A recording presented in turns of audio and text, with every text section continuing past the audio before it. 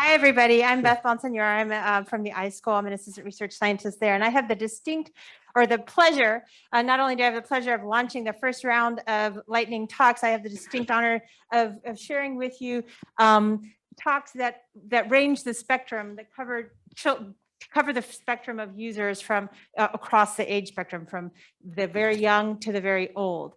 And so these talks that you're going to hear next, the next 7 talks, just basically cover the epitome of our message, which is to include as many users as possible. So for the first talk, I'm going to be introducing Nitsan Koren, and she's going to be talking to us about design-based implementation research, a method to create computational thinking assessment tools for youth programs in public libraries. Come on up, Nitsan. Okay, so hi everyone. So I'm Nitsan, and I'm talking on behalf of the Impact Libraries project team. And today I'm going to present our method. We use design-based implementation research to create computational thinking assessment tools for youth programs and public libraries. So if you are interested in the tools we designed, you are welcome to meet us in the poster session later. So first of all, what is DBIR? DBIR is design-based implementation research that informs the planning, designing, and executing of sustainable solutions to resolve issues of practice. And it's been really useful in us understanding the needs of our users and designing solutions that will actually use them after the research will end. And this is why we think it's also very useful for HCI when we're trying to think beyond the design and looking at the implementation of the actual tools. So we started discovering an issue of practice, a gap in assessment tools to evaluate computational thinking in public libraries. Library staff members mainly use attendance and retention to assess the impact of their programs, but they weren't talking about learning outcomes. And computational thinking is a very personal kind of learning outcome that has to be assessed. And so we wanted to see how we can help with that. So I'm going to talk about the principles of DBIR. The first one is we have to focus on the issues of practice and talk with stakeholders to identify them. So we try to do this to the best of our ability and meet the most stakeholders we could from different populations served, from different resources and geographical areas. And we try to talk about the type of knowledge staff has based on the role they are in now. So we talk to branch managers, we talk to youth services librarians, and so forth.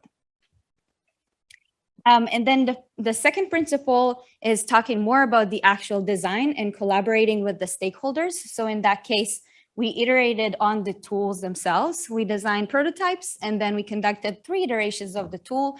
The first one was 2 participatory design sessions, and then we invited users for user pilot testing. We did it with 4 library programs. And lastly, we used additional library programs for user testing. Principle 3 is actually really interesting because it helped us learn more about the knowledge the project obtained beyond the design of the tools. So what are we going to do with the tools after the project is going to end? And we learned, one thing we learned is the knowledge about the outcomes that librarians are interested in implementing in their programs. So specifically observing the things that the users are interested in, the challenges they have, and the specific assessment needs of the staff members. And in addition, we also saw a shift in perception. So through the process and engaging in the iterations of the tools, we could see how the librarians are engaging in the actual assessing of the outcomes beyond the retention and attendance. And lastly, principle 4 is teaching us how we can look at this change more sustainably in the libraries. How can that create a change in practice? So we saw that staff already indicated they plan to continue using the tools. They changed their assessment practices. When they started working with teams, they started to collaborate on the assessment. They plan to make changes in their programs based on the data, not based on the attendance and retention. And they plan to use the data to apply for grants and make their programs more accessible to additional youth and showcase their work. And so with that, I would like to thank IMLS for funding this project and my research team and co-PIs, Mega Subramaniam and David Weintraub. And thank you all for listening. Thank you, Nitsan. And though I would love to allow you to take questions, we're running under a time constraint. Nitsan and others in the lightning talks will be at their posters later this afternoon, and you also have some contact information in your proceedings. Next up, I'd like to introduce Jimmy Lin, and he's going to be sharing with you a very fun project about designing a physical robotic robot for youth supporting multiple programming approaches. Here you go, Jim. Hi, my name is Jimmy Lin. I'm a second-year doctoral student at College of Education. And if you see somebody walking around with a storybook, you know what my research is about. We're targeting towards a pre-K to second grade students. All right, so starting with, I'm just going to repeat this. It's a research partnership between University of Maryland and VAX Robotics. So although we've been involved with the design and development of the product, this is not a sales pitch. So just be aware of that. And all the research remains confidential in its entirety. So we see a lot of tools out there that support tangible programming or with the physical blocks. And also we see a lot of tools support virtual programming. So we decided to create something that combines both. So this is our very first of VAX 123. It's a hockey-sized robot. And if anybody want to touch it or play with it, come find me at poster sessions. Yeah, I see a lot of nods, so that's good. So starting with 3 ways to programming. The first way is touch button programming. You push it to wake it up, and then you press buttons on top of it, then make the robots to turn and move. So the students, it's a very low floor entry that you just need the robot itself to start programming. The second part is called touch coders that students call this a remote control, which is kind of true. It uses Bluetooth connection with it, and it's a clip like a paper with a magnet on the back, and you slide it in to make the consequence, and then you start programming with it. It's very similar to block-based programming, but it's tangible that you have hand feeling with it. And also parents don't complain about screen times. So. And obviously the third one that we start with a little high ceiling that you can use what called VAX code 123 is a very scratch feeling block-based programming interface that online that you can start programming the robots with your iPad or computers. And we will add support with Python programming to it as well in the later years. So we did a quick pilot study in a Midwestern city, and then we found that students are very enjoying using one thing of the paper cutouts, which is like these, that's cutouts that blow up the version of the buttons on top of it. Because when students working together on the grid that's here, I only bring one, but that if you stand across each other, that's my left is not equal to your left. So that students start to referring to term blue or term pink. And they also lay it out on the ground that helps them to see which direction they're going to, so that kind of they know that sequencing going through. The next one is that students also, when I did the post interview with them, they said the best thing that they love about it is knocking off the big bad wolf or kill or beat the dragon. That all happens in the storybook. So if anybody want to check it out, come find me. But that they don't see it as a programming the codes. They all see it as doing very fun, interesting engagement activities. So that's the 3 ways we decide to do that. Start with easy low floor, just the robot itself, adding on to a touch the coder card that you have more tangible feeling, but also limits the blocks that they gave to students. And the third way is a block-based programming interface online. So next up, we have Tony Pellicone working with youth in the game design process. Hey, everybody. So today I'm going to be talking about working with youth in the game development process. And this work really came out of an affiliated project here at the iSchool where we're designing a game to introduce youth to cybersecurity. And throughout the course of designing this game, this also made me realize that we involve youth at a couple different ways. So we've used co-design, we've used more traditional like tester models of involving youth in the game design process. But I realized that there's not really like a guidebook. We don't really know that much about the game development process. What we do know is that games are really good environments for encouraging learning and identity building. Designing games for these purposes requires what we call a player-centric approach, where we focus specifically on the players and their experiences in order to create really impactful game experiences. But the game development process is messy, and we don't really know that much specifically about game-based learning development. So this leads us to a guiding question of how can we use existing models of cooperative design and playtesting to inform the game development process for and by youth. So when we talk about the game development process, we have kind of like two ends of a spectrum. On one side, we have the designer who puts together game mechanics and systems, and this creates a gameplay experience. On the other side, we have the player who experiences this and brings in their own background, their own knowledge, their own prior experiences with games and just out in the world. And so when we talk about player-centric design, what we're really talking about is focusing on the player side of this. And by focusing on the player side, we can also create more impactful games because we are, especially for game-based learning, we want to attend to what the player is bringing into the gameplay experience. So we can then turn to work by somebody named Tracy Fullerton, who has thought about ways that we can do play-centric approaches to game design. And her solution to this is to really involve players at every step of the way. But again, the game development process is messy. There's a bunch of different elements to this, from conceptualization to prototyping to refining prototypes. There's a lot of different ways that we need data and a lot of different types of data that we need in order to create good games. So this brings us then to work that should be familiar with everybody at the HCI, this idea of cooperative design, which is a goal to kind of like level the playing field between child and adult participants in the design process. And here we have work from Jason Yip, which puts together both child and adult roles in the cooperative design process. And what I found just informally throughout creating games is that we tend to use both sides of this in a bunch of different like roles. So we have a bunch of different roles that both children and adults take in terms of designing games. So at the furthest remove, we have observers and users. So a pretty common way that this comes into play is that an adult game designer will create a game, they'll put it in front of child users, and then they'll just see how they respond. There's also like more targeted testing with like informants and test facilitators. And then we also see some work where there's a design partnership, where there's an equal relationship between the child partners and the adult design partners. And there's like this process of growing and learning throughout the design process together.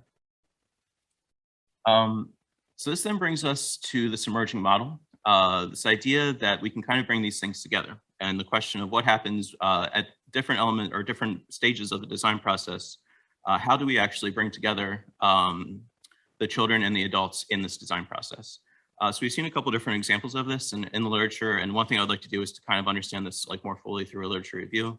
But we can see children brought in as design partners and informants in terms of generating ideas. In terms of formalizing ideas, there's projects that work with children as coders to create games. But most commonly what we see is this tester and informant model, where there's an adult designer who puts the game in front of kids and then gets some sort of feedback about that. What we don't know is at different levels and at different points in the design process where it makes sense to kind of take these approaches. So that would be one major goal of this, is to really understand this process. And let me take actually a quick step back. So this isn't necessarily saying that like the observer and user model like is bad or like shouldn't be used, but rather that there's a bunch of different roles that both adults and children play in the design process. And by examining this overall, we can kind of understand like when the best time to bring in these different models would be. So to go back to our previous guiding question, how can we use existing models of cooperative design and play testing to inform the game design process? I can see 3 potential impacts for this. So the first is that we can create better game-based learning experiences by attending to our youth players, which often, just because of the way that game-based learning tends to be structured, is sort of difficult to do. The second is that we create a toolkit and set of practices and methodologies for using cooperative inquiry in the game development process. So what does it look like to specifically attend to game design and cooperative inquiry? And the third thing is just overall, we kind of advance this understanding and kind of answer this question that I've had throughout this project of how to fit youth into the game design process and to guide other developers in doing that. All right, thank you. So as we've been talking in these lightning rounds, you've seen people making different kinds of gestures and helping us to understand what they're going to be talking about. So to close out the child-centered design lightning round talks, I would like to introduce Carol Williams-Pierce. And she's going to be speaking to you about youth and representational fluency in making images. Hi, everybody. Can you hear me okay? All right. So I'm absolutely delighted to be here today on behalf of the Play Lab. And Play stands for multimodal mathematical play, and we are absolutely obsessed with understanding mathematical learning, particularly in non-formal environments, such as video games or a variety of maker spaces and so on. However, to understand mathematical learning in process, we have to be able to, there are a number of indicators that we use to understand what's happening. A variety of those indicators come from different representations that our learners use and create. But why should you all care about representational fluency, since most of you probably don't study math learning? So using representations is ubiquitous in human communication. Fluently shifting between representations is also common, particularly in multimodal environments. So if your work involves people at all, if you want to get better information from your playtesters to improve your design, or if you really want to understand what feature your co-design partner is suggesting, attending to their representations and their fluent shifts between them is a really, really powerful tool. So let me give you a concrete example. If I say, let's go to Stamp and get some ice cream, you have a spoken language representation and you have a gestural representation, and there's information in both of those things. But this representation has additional and different types of information. For example, Stamp is a reference to a building. This is where we are. So now you can get a sense of how far away we are from Stamp and the ice cream. And there's no river to ford, so that's useful to know. And my language and gesture did not contain that information. So gesture, though, tells you which way to go out the door. Language didn't have that information. The map did not necessarily have that information. The language tells you where and why we're going, and the map tells you that you're not going to die of dysentery on the way. Here we go. Representational fluency is important. Let's learn a bit about it. So our lab was analyzing video data from youth in a collaborative, non-formal STEM activity, and we were using this framework. And it comes with 5 different representations, and we're using these as indicators to understand their learning. But we noticed that a common representation was missing. So we added gestures. And I'm going to describe each type of this representation with some examples from our data. And I'm probably going to run out of time because I'm super passionate about this, and I'm sorry. So I might have to zoom. Okay. So in phase 1 of the activity, the kids put down yellow masking tape to create a path for a robot to travel. This is Sam says, let's make it like a maze. And this is actually an example of a realistic representation. So Sam is evoking a real object. In the second phase, the kids measure the lengths of each part of the yellow masking tape in order to program Dash, that blue dot, to travel on it. So this is an example of a concrete representation, actually multiple. So Red Shirt is using a concrete object, the measuring tape, to measure the length of the yellow tape, which is another concrete object. And both of those concrete objects are representing length in different ways. Just as the symbolic representation of 50 centimeters also represents length. And this symbolic form of length is necessary because this is the representation that Dash the robot will accept. And in fact, this is what Dash requires. So the robot does, in some cases though, allow pictorial inputs. For example, you can drag to turn right 90 degrees instead of putting in the information in the symbolic representation. Now, the last 2 are language and gestural, and I'm going to talk about them together. So Ava says, this is the right, Sam. It has to go right. Now, is Ava referring to her right or to Sam's right? Luckily, she also uses a gesture. As she speaks, she holds her left hand out over the end of the yellow tape, and she swings her right hand across the tape. So she's actually talking about the robot's right. She's taking on the perception of the robot traveling on the path. I have fluently gone through the representations in the representational fluency framework. Bam, wowza. Whew. Okay, so here's the walkaway. Human communication involves various representations. All of them have different affordances. And if you work with humans in any capacity, understanding those representations and how they fluently shift between and with and synthesize those representations will improve your communication and thus your product. It's fascinating, it's complicated, but we've got a framework for you, so it's not that bad. Thank you.